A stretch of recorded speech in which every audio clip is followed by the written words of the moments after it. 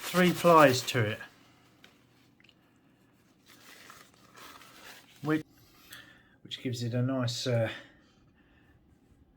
got a mixture of PVA glue and water, or you can put.